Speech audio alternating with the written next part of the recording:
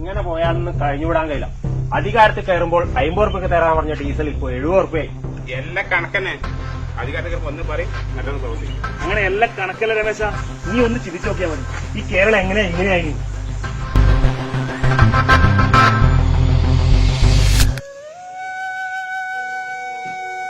നാളെയുടെ ചാടിക്കൽ എനിക്ക് എത്രാമത്തെ പണ്ടാണല്ലോ വല്ല ബോധ്യമുണ്ട്. എത്ര തെയ്യത്തിനാ വേണ്ടേ? ഒരു പെണ്ണ വിളിച്ചൂടെ? ഇതെന്തായാലും ശരിയാവും. നീ പോയി കഴിഞ്ഞ പെണ്ണാണോ നീ എന്ന് പറഞ്ഞ് എല്ലാം ശരിയാവുന്നു. നീ ചെന്നായി നീ 10-15 പെണ്ണാണോ പിന്നെ ഞാൻ നീ പറയേണ്ടത്? എന്നാ പിന്നെ ഒരു കാര്യം പറയാം, ഇത് ശരിയാവില്ല. നാളെ ഏടാ പെണ്ണേ? ഏടെയാ എന്റെ രണ്ടാമത്തെ പോയി എന്നല്ലാണ്ട് വേറെ ഒരു കാര്യമില്ല. എനക്കൊരു ഓട്ടുണ്ട് ജീവനിലേക്ക്, ഞാൻ പോയിട്ട് വരാം. എന്നാല് ഓട്ടർ വഴിയിലുണ്ടാവുന്ന പറഞ്ഞത്. കുറെ പോണ കള്ളിപ്പാട്ടാന്ന് ഒന്നും അറിയില്ല. എനക്കൊന്നും സംഭവം നേടാന്ന് അറിയില്ല. എന്നാലും വിളിച്ചോ.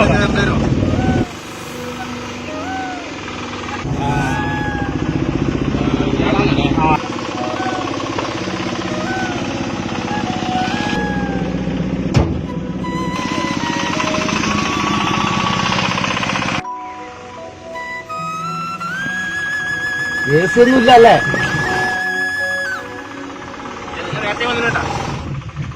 ഇല്ല, ഇപ്പൊ ഒരു 5 മിനിറ്റ് ആയിട്ടുള്ളൂ.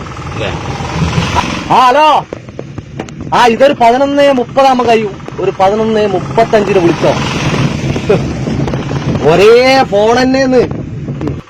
ഇപ്പൊ പണ്ടത്തെ കണക്കൊന്നും അല്ലല്ല. യൂണിയനെല്ലാം വന്ന് ഓൻ പോയിട്ട് തനക്ക് പോയിക്കൂടാ, ഞാൻ പോയിട്ട് തോര പോയിക്കൂടാ. എന്തെല്ലാം ചോദയാ.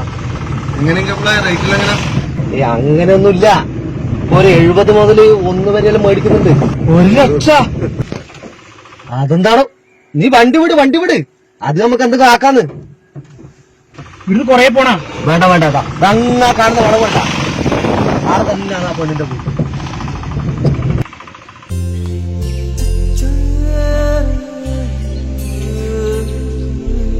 ഹലോ, എവിടെത്തിയേ?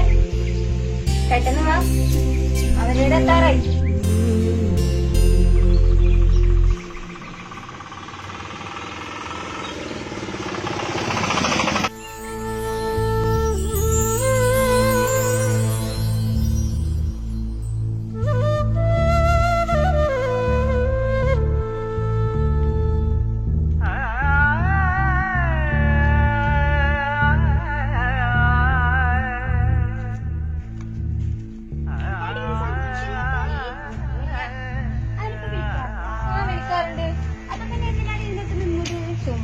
നാട്ടുകാർക്ക് അറിയട്ടെ ഞാനൊരു പാവാണ്. വലിയ കഷ്ടാണ് ഇത്. നീ വാ.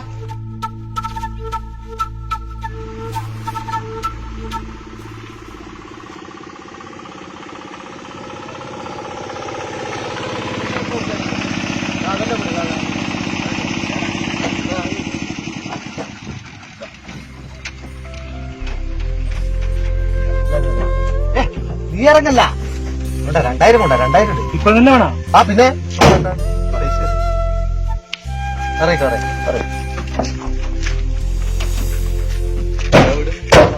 ഹലോ. നിങ്ങൾ ഇങ്ങോട്ട് വരണം. നിങ്ങൾ അടയ്ക്കും. ഞാൻ വിളിച്ചിട്ട് വന്നാൽ മതി. മോളെ അവര് വരുന്നുണ്ട്. ആ ചായ ഒന്ന് റെഡി ആയിക്കോട്ടാ. വലട്ടാ.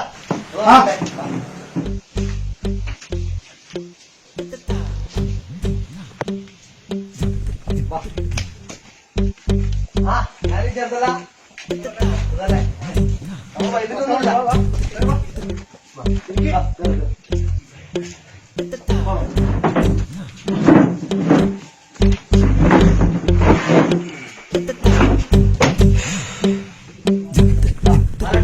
ഇതാണ് നമ്മളെ ചെട്ടൻ. ഇന്ന് പണിയെടുക്കുന്നത് ഞാൻ ഓട്ടോ ഓട്ടുന്നു. പണിയുണ്ടല്ലോ അല്ലേ? ഇല്ല, കുഴപ്പമില്ല. നിങ്ങൾക്കറിയാലോ ഇപ്പൊ പണ്ടത്തെ പോലെ നല്ല പെമ്പിള്ളർക്കെല്ലാം എന്താ അതേപ്പോ നമുക്കറിയില്ലേ. പാവം ചെക്കനാണ്. ആ എന്നാ പിന്നെ നമുക്ക് പെണ്ണിനെ വിളിച്ചോ. മോളെ ചായ കൊണ്ട് എടുത്താല്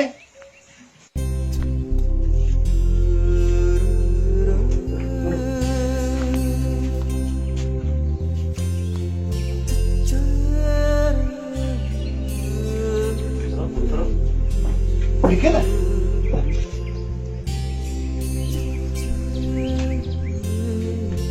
വിളിക്ക്. ആ ബാലേട്ടാ എന്നാ പിന്നെ നമ്മളെ പിള്ളമാർക്ക് എന്തെങ്കിലും സംസാരിക്കണ്ടെങ്കിൽ സംസാരിച്ചു കൊടുക്കാം. ആയിക്കോട്ടെ.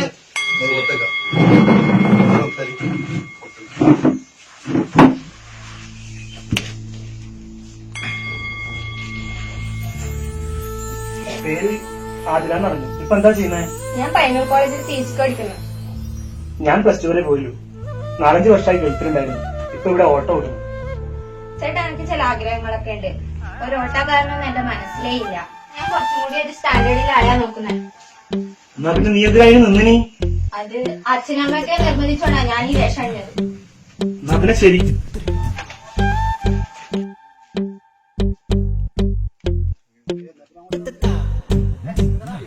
ഒന്ന് വന്നപ്പോ പോരാ. ഇല്ല, എന്നാ പിന്നെ നിങ്ങൾ പറഞ്ഞോ, ഞാൻ വരാം.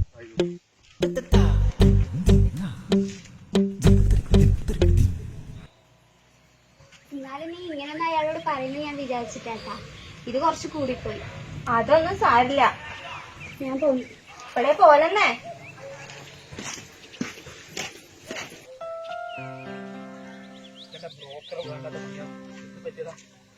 ആളെ പൊട്ടന്മാരാക്കുന്ന പരിപാടി.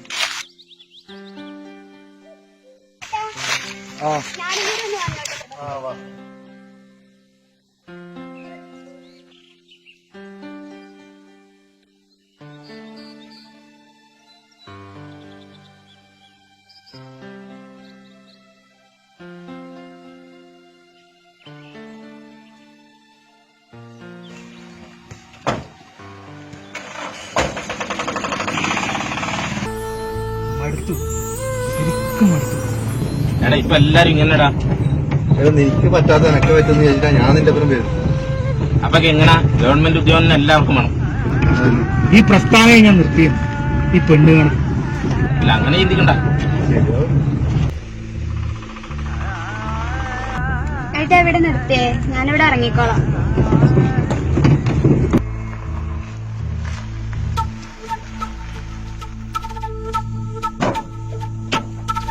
ഓക്കെ, എന്നാ പിന്നെ കാണാം.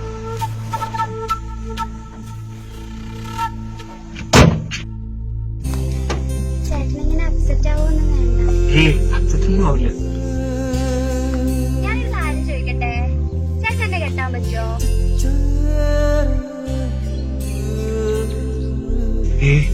ഈ സഹതാപത്തിന്റെ രീതിയിൽ ഇഷ്ടൊന്നും ശരിയാവൂല. കുട്ടി പോയിക്കോ. സഹതാപത്തിന് മുകളിലുള്ള അല്ലേത് ചേട്ടനെ എനിക്ക് ശരിക്കും ഇഷ്ടാ.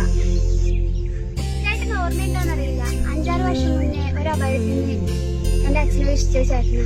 അന്ന് ആ വണ്ടിയിൽ ഞാനും ഉണ്ടായിരുന്നു.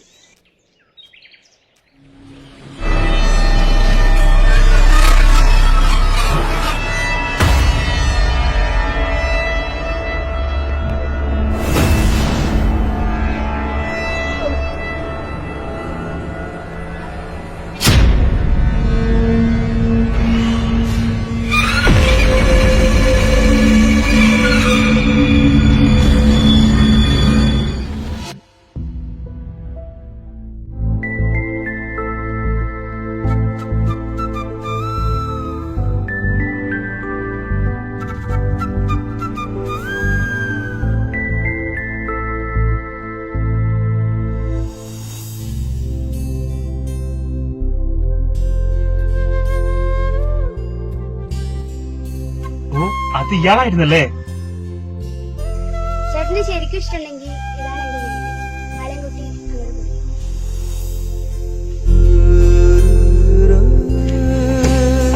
ഉറപ്പിക്കല്ലേ?